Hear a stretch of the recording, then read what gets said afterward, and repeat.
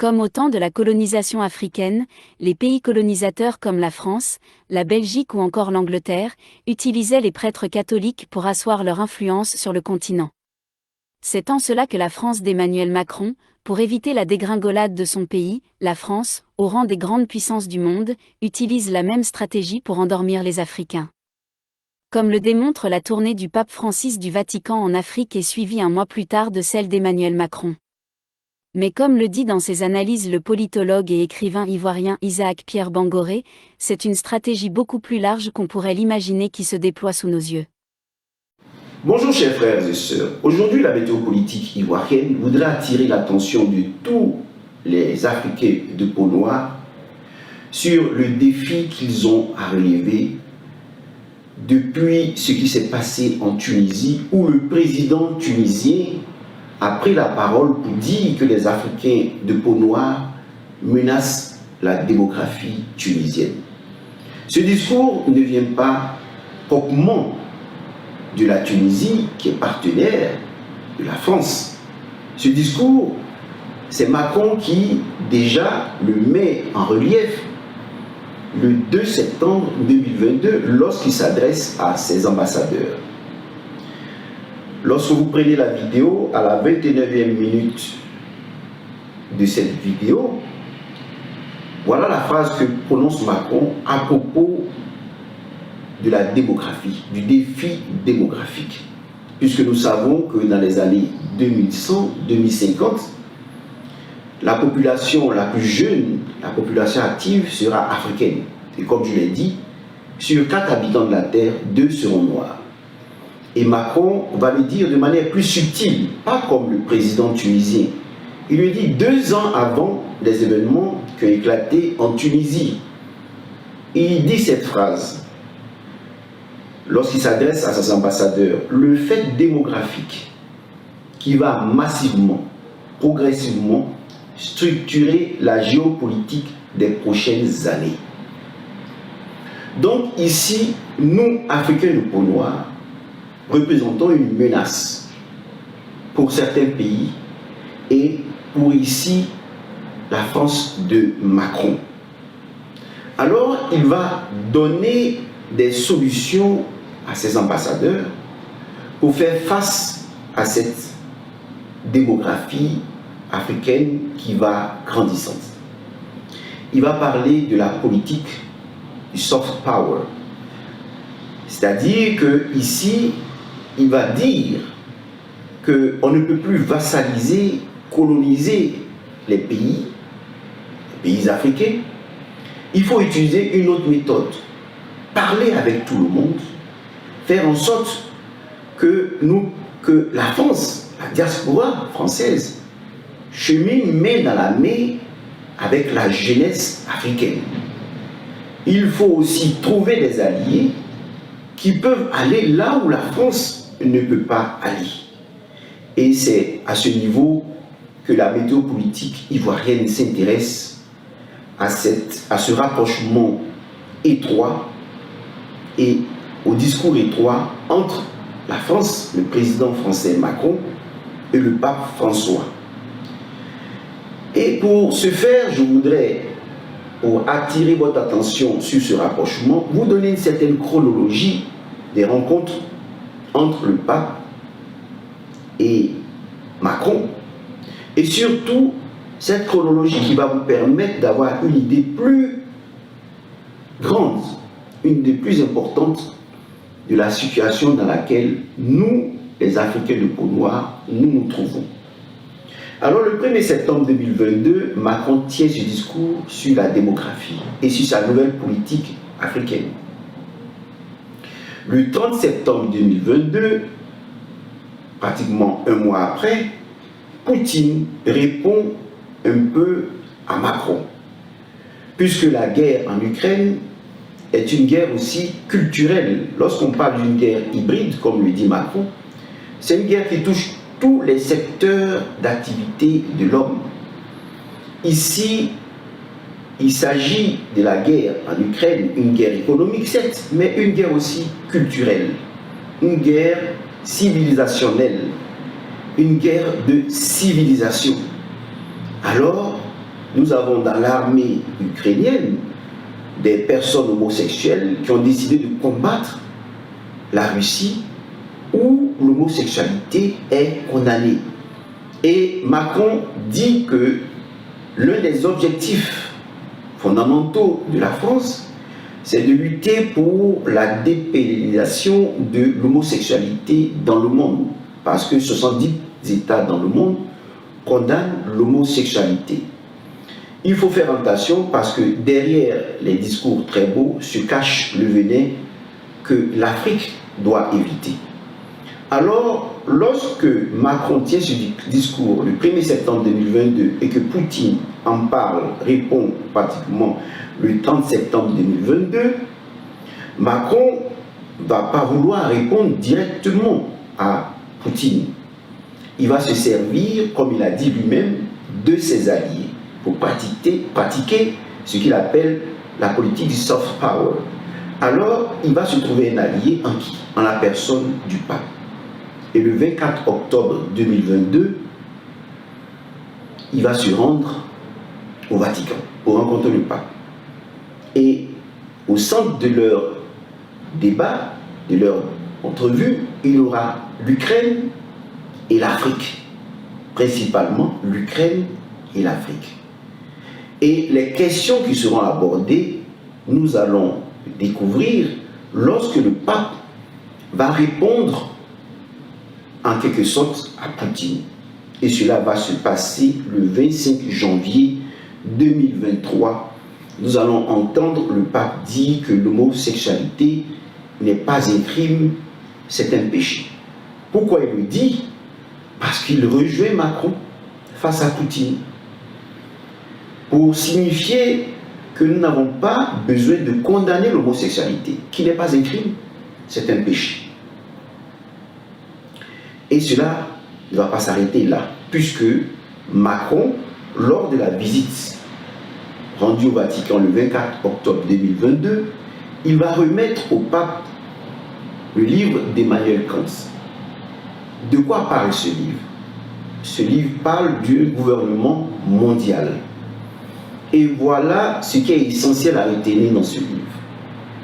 Ce livre dit, si les puissants de ce monde veulent mettre sur pied un gouvernement mondial, ce gouvernement mondial, s'il veut être puissant, doit être tyrannique.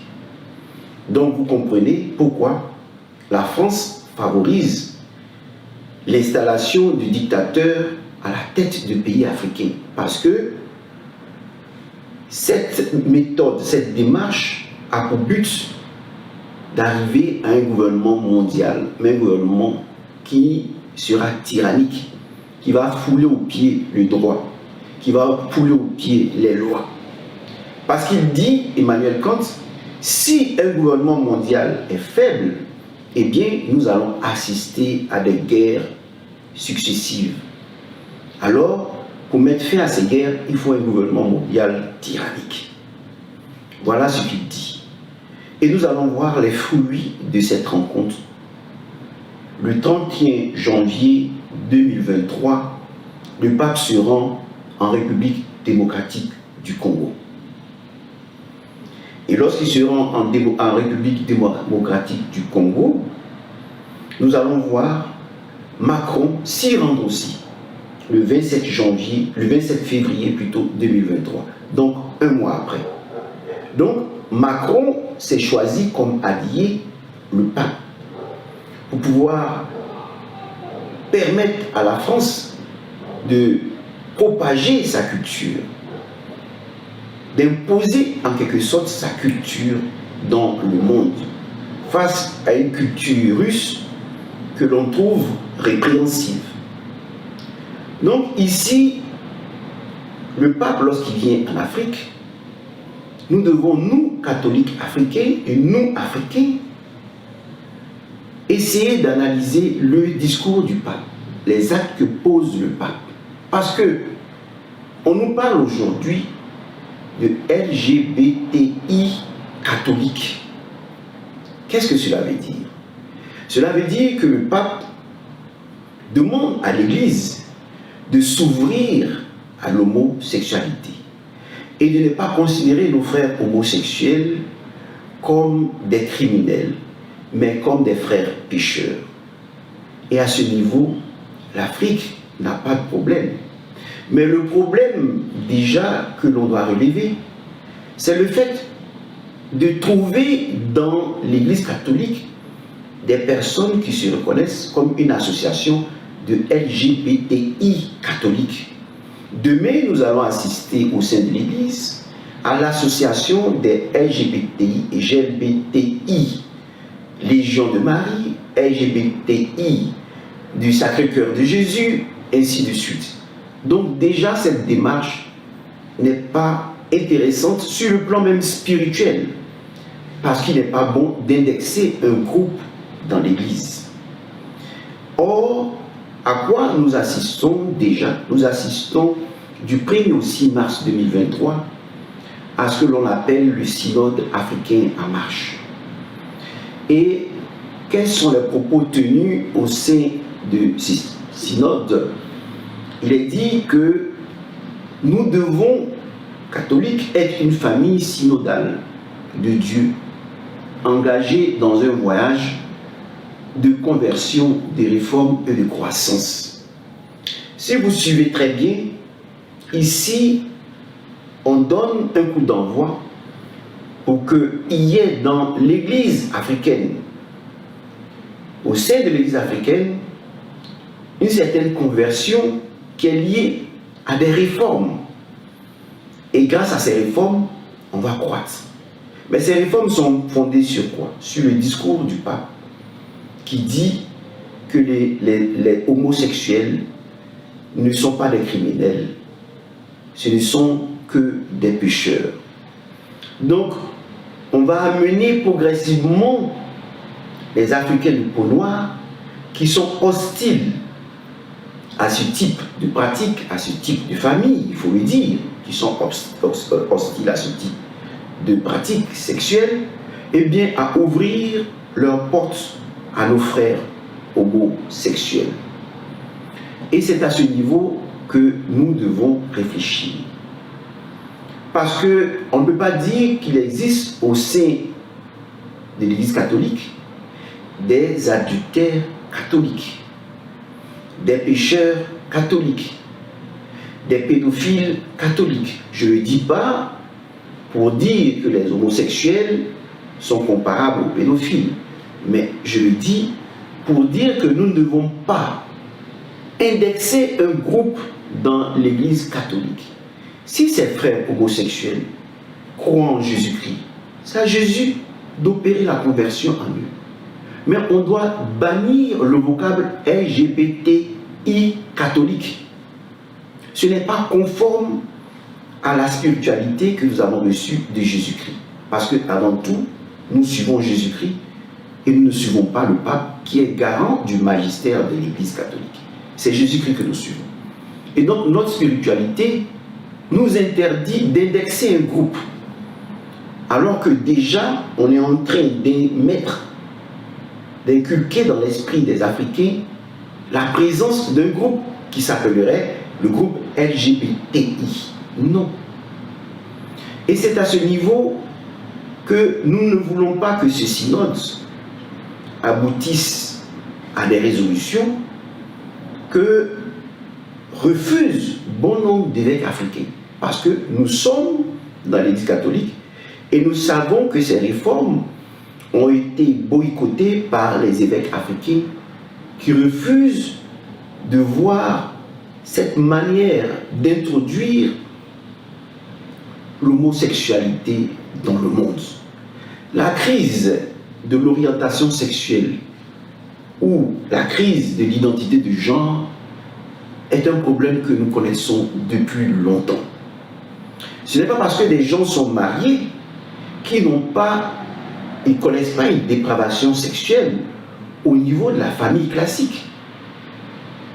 Mais il ne faut pas confondre la crise de genre, c'est-à-dire quelqu'un qui est en genre, on le regarde, il apparaît aux yeux des gens comme un homme, mais il a un comportement qui est proche de la sensibilité féminine, c'est-à-dire qu'il se comporte comme une femme. Ou nous avons une femme qui se sent garçon. Eh bien, ce problème, l'Afrique l'a déjà résolu. Moi, j'ai découvert ce qu'on appelle l'homosexualité. J'ai vu un homme homosexuel en Côte d'Ivoire dans les années 85-87. J'étais déjà adulte, je ne savais pas que cela existait. Pour vous dire quoi, nous avons vu en Afrique des personnes qui ressemblent, des hommes qui ressemblent à des femmes, ça n'a jamais posé problème pour nous.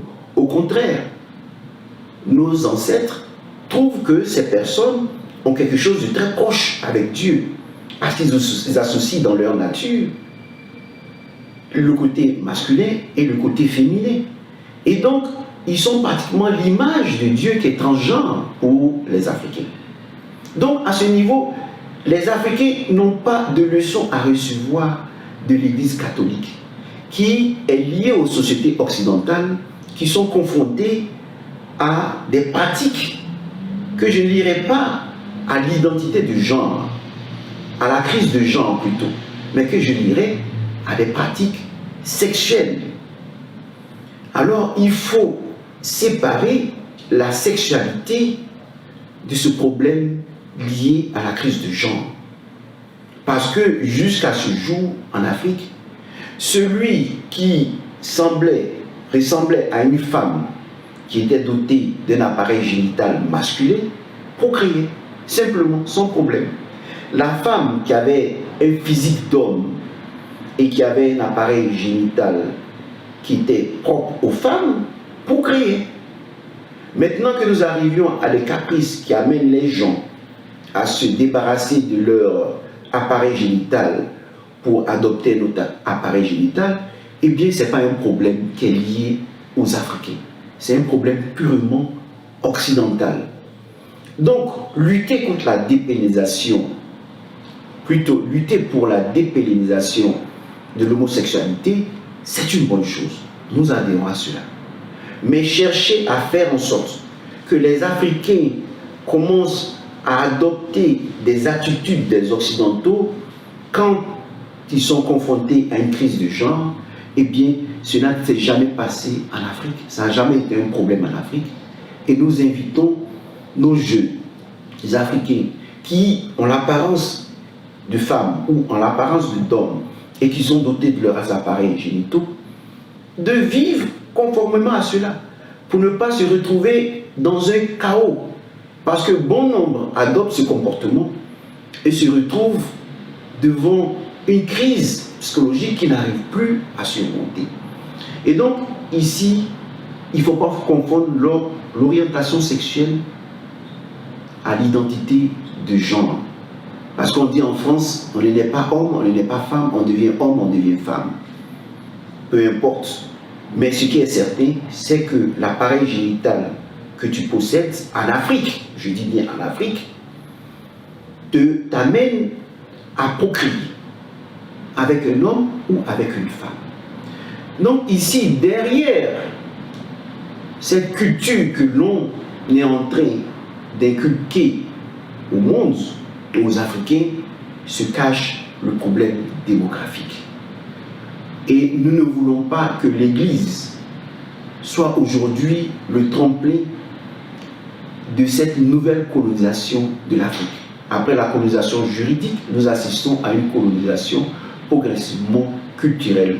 Parce que comme l'a dit Macron, le fait démographique qui va massivement, progressivement structurer la géopolitique des prochaines années, eh bien, ce fait démographique ne doit pas être, disons, un alibi pour amener les jeunes Africains à s'orienter dans une vie facile. Parce que nous savons en général que lorsque tu appartiens à ce groupe LGBTI, il existe une solidarité qui fait que tout te réussit. Eh bien, je voudrais amener les jeunes Africains à respecter les valeurs qui leur ont été transmises, à accueillir leurs frères, disons, qui sont apparemment femmes ou hommes, à les accueillir sans se moquer d'eux, à leur permettre de s'insérer dans la vie de tous les jours. Maintenant, la pratique de l'homosexualité c'est un autre domaine. Puisque le pape dit que l'homosexualité est un péché, eh bien, cela ne concerne que la conversion de chacun devant Dieu. Nous ne jugeons pas cette pratique homosexuelle parce qu'il existe aussi la pornographie, les pratiques qui sont condamnables au sein des familles classiques. Eh bien, les déviations liées à la sexualité ne nous concernent pas et ne doivent pas nous amener à dire oui, nous accueillons le péché. Non. Nous nous opposons au péché, comme le dit le pape, mais nous ne devons pas juger nos frères, et les homosexuels qui arrivent dans l'église n'ont pas besoin de dévoiler leur sexualité, mais de vivre avec leurs frères comme si de rien n'était. Comme dans l'église, nous avons des hommes adultères, nous avons des femmes adultères, nous avons des pécheurs, mais il ne nous appartient pas de les juger. Nous aurons des homosexuels, il ne nous appartient pas de les juger. Mais nous refusons à emboîter le pas, à prendre, à emprunter ce chemin qui dirait que nous avons au sein de notre église des LGBTI catholiques, des groupes de la Vierge Marie ou du Sacré-Cœur de Jésus qui sont LGBTI. Non, ce discours ne doit pas exister en Afrique. Mais l'Afrique a été toujours tolérante et elle n'a vraiment rien à apprendre de l'Occident quant à la gestion de l'orientation sexuelle des hommes et surtout de l'identité de genre. Merci.